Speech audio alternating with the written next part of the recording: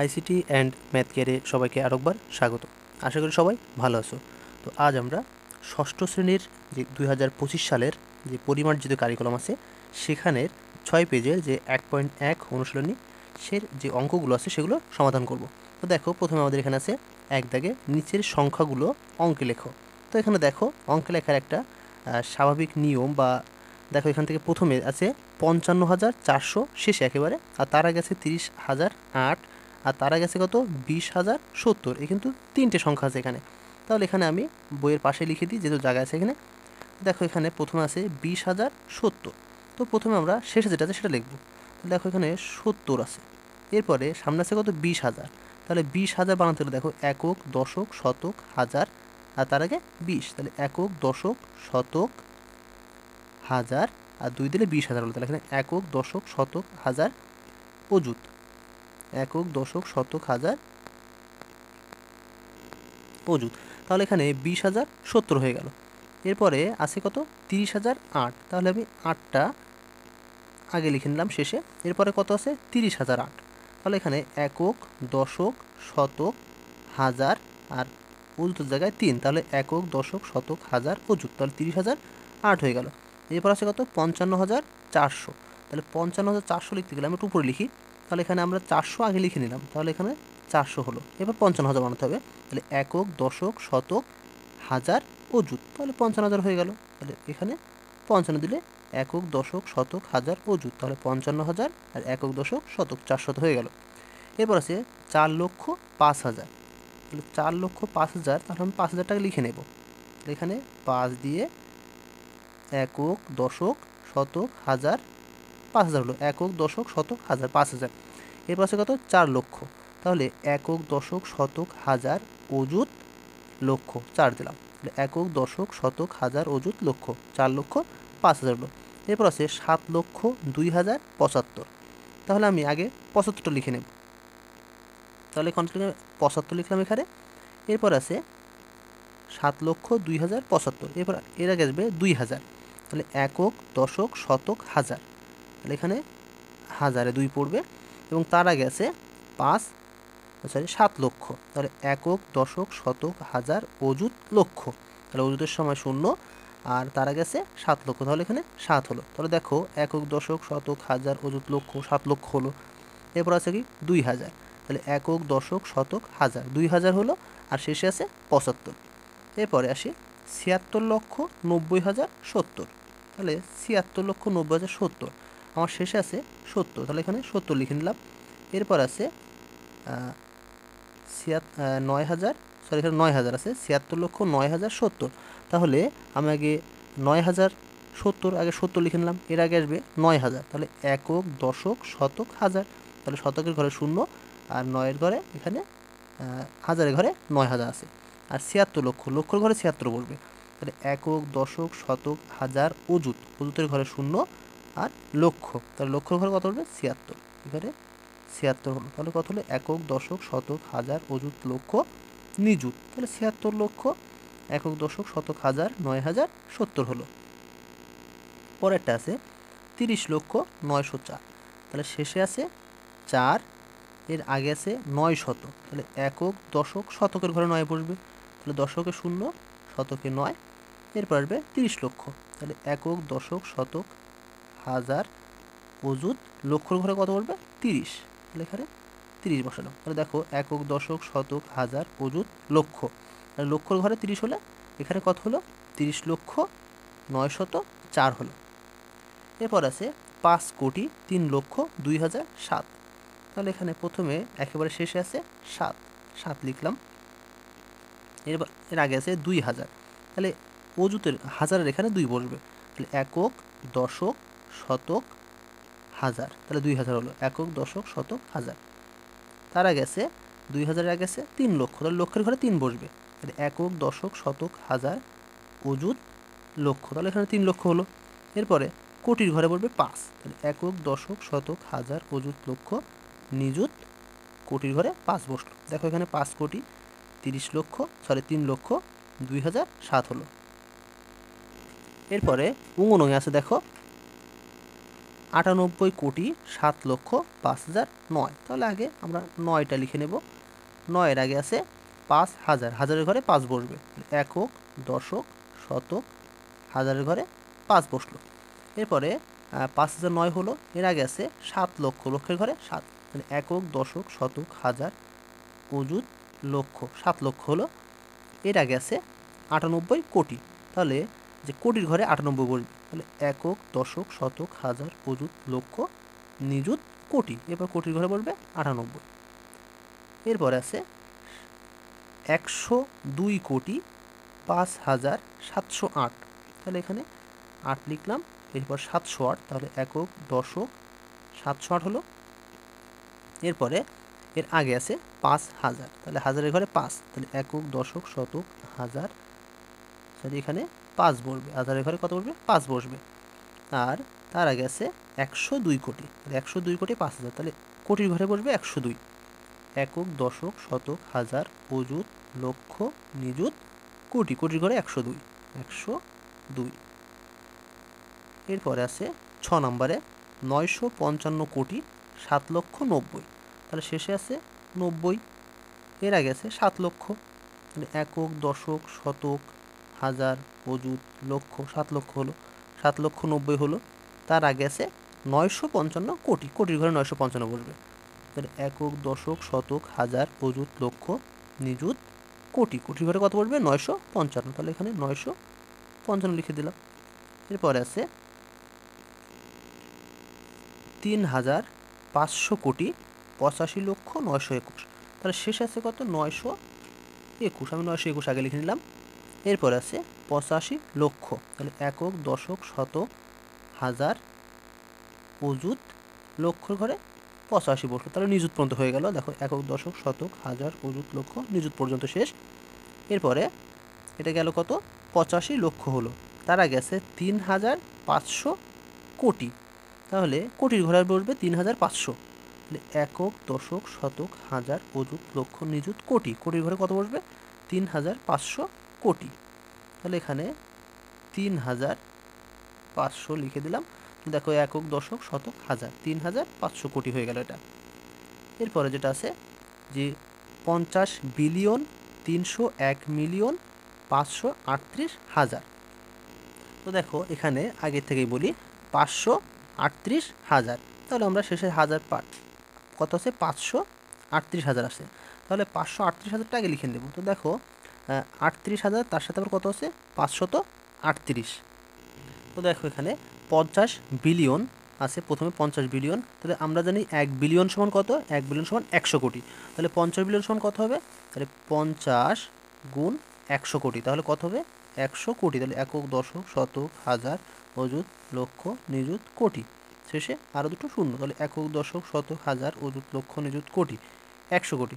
তাহলে এখান থেকে আমরা পাচ্ছি 5,000 কোটি, একক, দশক, শতক, হাজার, অযুত, লক্ষ, নিযুত, কোটি, আরও 3টা শূন্য। তাহলে এখানে হচ্ছে দেখো একক, দশক, শতক, হাজার, অযুত, লক্ষ, নিযুত, কোটি, এখান থেকে পাচ্ছি 5,000 কোটি, তাহলে 50 বিলিয়ন মানে 5,000 কোটি। এবার 301 মিলিয়ন, তাহলে 1 মিলিয়ন সমান 10 লক্ষ, তাহলে 301 মিলিয়নে কত হবে? তাহলে এখানে 301 গুণ 1 মিলিয়ন সমান 10 লক্ষ, তাহলে 10 দিয়ে গুণ, 10 লক্ষ দিয়ে গুণ হবে, তাহলে একক, দশক, শতক, হাজার, অযুত, লক্ষ, নিযুত হবে, তাহলে একক, দশক, শতক, হাজার, অযুত, লক্ষ, তাহলে এখান থেকে আমরা পাচ্ছি কত? 301, আর সাথে 1 2 3 4 5 6, 6টা শূন্য, 1 2 3 4 5 6, তাহলে হচ্ছে কত? একক, দশক, শতক, হাজার, অযুত, লক্ষ, নিযুত, কোটি, কত হচ্ছে এখানে? 30 কোটি, 30 কোটি 1 লক্ষ, একক, দশক, শতক, হাজার, অযুত, লক্ষ, নিযুত, একক, দশক, শতক, হাজার, অযুত, লক্ষ, নিযুত, তাহলে এখান থেকে কত হচ্ছে? 30 কোটি 10 লক্ষ হচ্ছে, তাহলে এখানে আমরা পেয়েছি 5,000 কোটি, সাথে 30 কোটি, তাহলে 5,030 কোটি, আর এখানে 10 লক্ষ, আর এখানে আছে 538,000, তাহলে 538কে আমরা 1,000 দ্বারা গুণ করব, তাহলে 1,000, তাহলে সমান কত হবে? 538, একে 538, আর 1,000-এ 3টা শূন্য, তাহলে কত হচ্ছে এখানে? একক, দশক, শতক, হাজার, অযুত, লক্ষ, 5 লক্ষ, তাহলে এখানে আমরা প্রথমে পেয়েছি কত? 5,000 কোটি, আর এখানে পেয়েছি 30 কোটি, তাহলে 5,030 কোটি আর এখানে পেয়েছি 10 লক্ষ, এখানে পেয়েছি একক, দশক, শতক, হাজার, অযুত, লক্ষ, 5 লক্ষ এবং শেষে 38,000। তাহলে এখানে আমরা 38,000 লিখবো শেষে।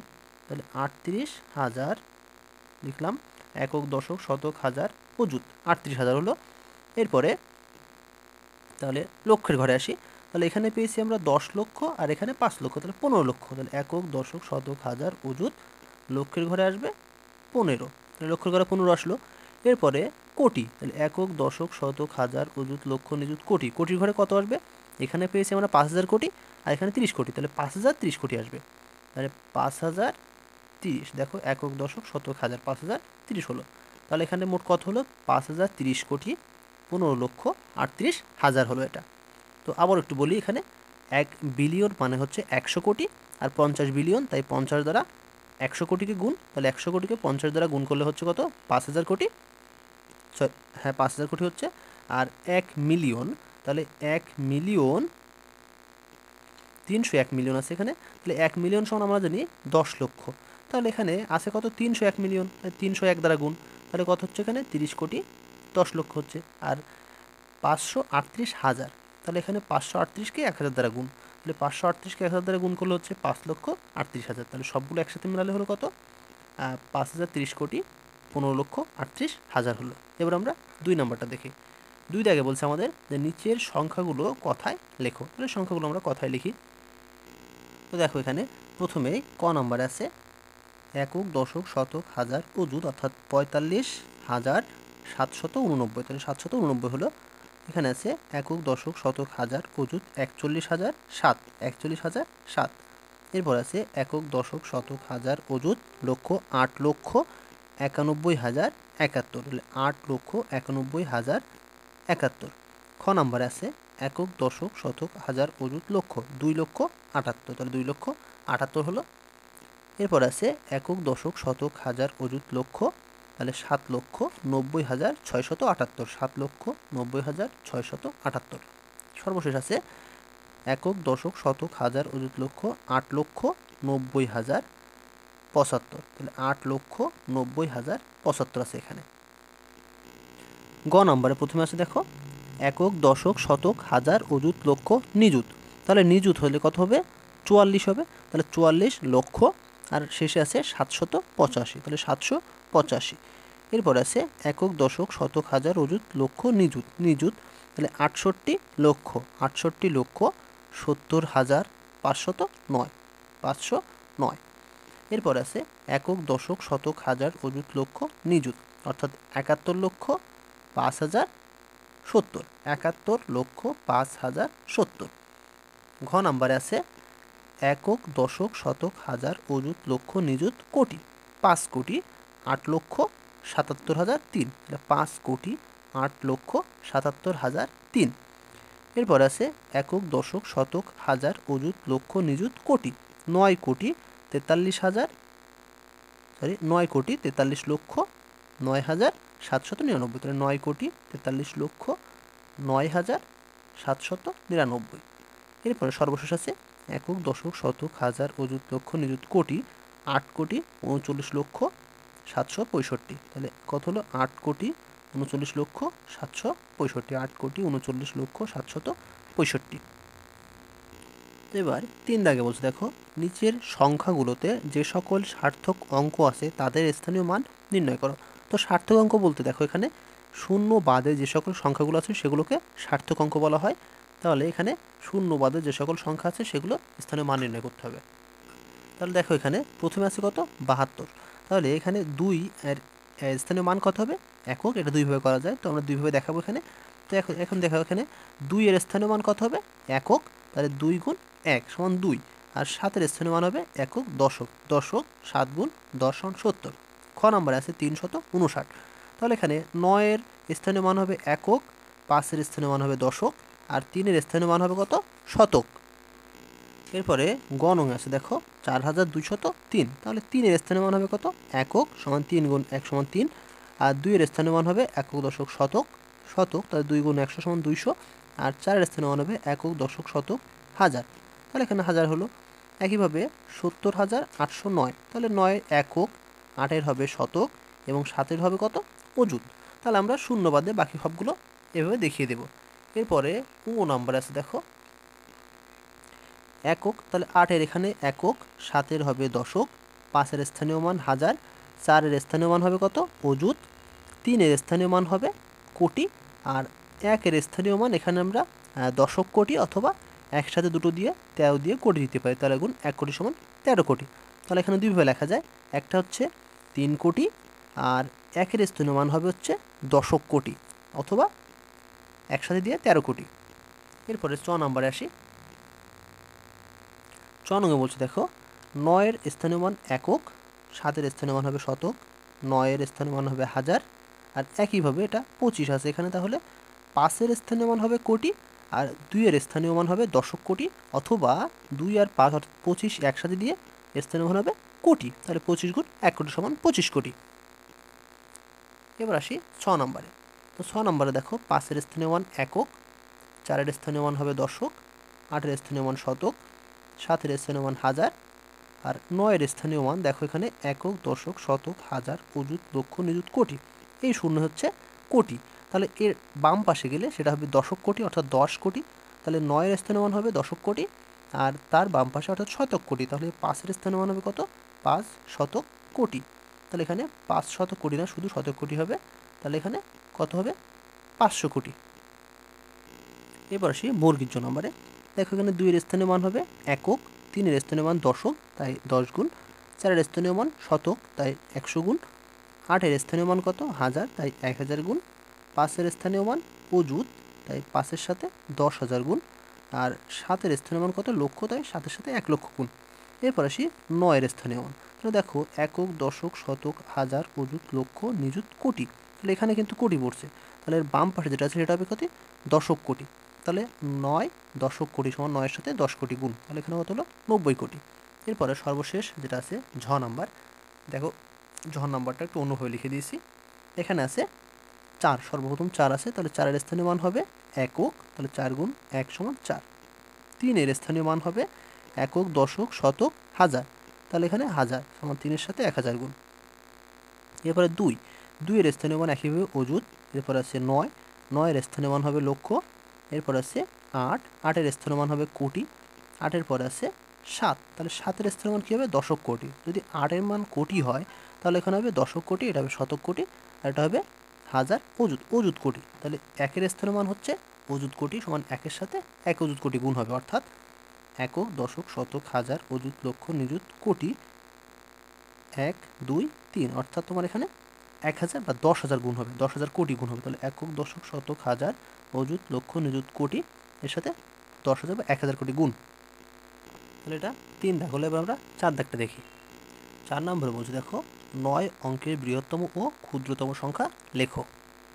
তাহলে দেখো 9 অঙ্কের বৃহত্তম ক্ষুদ্রতম সংখ্যা কী হবে 9 অঙ্কের বৃহত্তম সংখ্যা হবে 9টা 9। তাহলে একক 1 2 3 4 5 6 7 8 9, 9টা 9 দিলে সেটা হবে 9 অঙ্কের বৃহত্তম সংখ্যা। আর 9 অঙ্কের ক্ষুদ্রতম সংখ্যা কী হবে, ঠিক যদি 9 অঙ্কের বলে তাহলে 8টা শূন্য হবে, তার আগে একটা 1 বসবে। তাহলে 1 2 3 4 5 6 7 8, 8টা শূন্য এবং তার আগে একটা 1। যে কয় অঙ্কের ক্ষুদ্রতম সংখ্যা লিখতে বলবে তার থেকে একটা কম শূন্য বসবে এবং তার আগে একটা 1 বসবে। এবার 5 দাগে বলছে একই অঙ্ক মাত্র একবার ব্যবহার করে 7 অঙ্কের বৃহত্তম ও ক্ষুদ্রতম সংখ্যা গঠন করো। তাহলে এই সংখ্যাগুলোর যে অঙ্ক আছে সেই অঙ্কগুলো একবার ব্যবহার করতে হবে, ব্যবহার করে আমাকে বৃহত্তম এবং ক্ষুদ্রতম সংখ্যা নির্ণয় করতে হবে। তাহলে দেখো ক নম্বরে আসি। 4 5 1 2 8 9 3 অঙ্কগুলো একবার ব্যবহার করে গঠিত বৃহত্তম সংখ্যা। তাহলে এখানে যে বড় সংখ্যাটা সেটা আগে যাবে, 9 আগে যাবে, তারপরে 8 আসবে, এরপরে 5 আসবে, 5-এর পরে কত আসবে এখানে 5-এর পরে 4, 4-এর পরে 3, 3-এর পরে 2, তারপর 1 আসবে। আর ক্ষুদ্রতমর ক্ষেত্রে যেহেতু এখানে কোনো শূন্য নেই তাই প্রথম শেষের থেকে উল্টো লিখলে হয়ে যাচ্ছে। তাহলে 1 আসবে প্রথমে, 2 3 4 5 8 9 লিখলে এটা কী হলো ক্ষুদ্রতম সংখ্যা হলো, আর এটা হলো বৃহত্তম সংখ্যা। এরপরে খ নং আছে দেখো 4 0 5 3 9 8 7 অঙ্কগুলো একবার ব্যবহার করে গঠিত বৃহত্তম সংখ্যা। দেখো এখানে 9 সবচেয়ে বড়, এরপরে 8 7 5 4 3 0। এবার ক্ষুদ্রতম সংখ্যার ক্ষেত্রে আমরা যদি শূন্যটা আগে বসাই তাহলে সেটা কিন্তু শূন্যের কোনো মান থাকে না, আর সংখ্যাটা হয়ে যায় 6 অঙ্কের সংখ্যা, কিন্তু আমাদের তৈরি করতে হবে 7 অঙ্কের। সেহেতু কী হবে শূন্যটা দ্বিতীয় স্থানে বসবে। তাহলে 3 আগে বসবে, 0 পরে, ঠিক এরপর উল্টোগুলো। তাহলে আগে 3 বসবে, এরপরে 0 বসলো। তাহলে এখানে যদি 1 থাকতো, সেই 1টাও আগে বসতো আর 0টা দ্বিতীয় নম্বরে বসতো, দ্বিতীয় স্থানে বসতো। এরপরে 4 5 7 8 9, 4 5 7 8 9। তো দেখো এখানে আমরা যদি 0টা আগে বসাই তাহলে 0 3 4 5 7 8 9 হয়ে যায়। তাহলে এখানে দেখো সংখ্যাটা হয়ে যায় 1 2 3 4 5 6, 6 অঙ্কের, কারণ এই শূন্যের কোনো মান থাকে না, তাই কি হবে, এটা হবে না, এটাই সঠিক। এবার দেখো 6 নঙ্গে বলছে যে 7 অঙ্ক বিশিষ্ট কোনো বৃহত্তম ও ক্ষুদ্রতম সংখ্যার প্রথমে 7 এবং শেষে 6 আছে কোন সংখ্যার। তাহলে 7 অঙ্ক বিশিষ্ট সংখ্যা হতে হবে, বৃহত্তম ক্ষুদ্রতম হতে হবে, তার প্রথমে 7 আর শেষে 6 থাকবে। আর 7 দাগে বলছে এত এর অঙ্কগুলোকে বিপরীতভাবে সাজালে যে সংখ্যা হয় তা কথায় প্রকাশ করো। তাহলে এবার আমরা 6 আর 7 নম্বর করি। তাহলে 6 নম্বরে দেখো বলছে 7 অঙ্ক বিশিষ্ট বৃহত্তম ও ক্ষুদ্রতম সংখ্যার প্রথমে 7 এবং শেষে 6 আছে এমন বৃহত্তম সংখ্যাটি কী হবে। প্রথমে 7 আর শেষে 6 বসিয়ে আমরা কি করব, যদি বৃহত্তম হয়, তাহলে মাঝখানে সবগুলো 9 বসাবো। আর যদি ক্ষুদ্রতম বলে তাহলে প্রথমে 7 আর শেষে 6 বসিয়ে মাঝখানে 0 বসিয়ে দেবো। যেহেতু 7 অঙ্ক বলেছে তাই 1 2 3 4 5 6 7টা বানিয়েছি। 1 2 3 4 5 6 7। তাহলে প্রথমে 7 শেষে 6 দিয়ে ক্ষুদ্রতম বললে বাকিগুলো 0, আর যদি বৃহত্তম বলে তাহলে মাঝখানে বাকিগুলো কী হবে, 9 বসবে। আর 7 নম্বরে যেটা বলছে আমাদের যে একটা সংখ্যা দেওয়া আছে সেই সংখ্যাটাকে বিপরীতভাবে সাজাতে হবে। তাহলে দেখো এত এর অঙ্কগুলোকে বিপরীতভাবে সাজালে পাই 5 আগে, এই 5 4 3 7। তাহলে এটা হচ্ছে কত, একক দশক শতক হাজার অযুত। তাহলে 55,000 হলো 437। তাহলে 55,437। আশা করি আজকের পাঠটি তোমরা সবাই বুঝতে পেরেছো। তো পরবর্তী পর্ব দেখার আমন্ত্রণ জানিয়ে আজকে ওখানে শেষ করছি। ধন্যবাদ।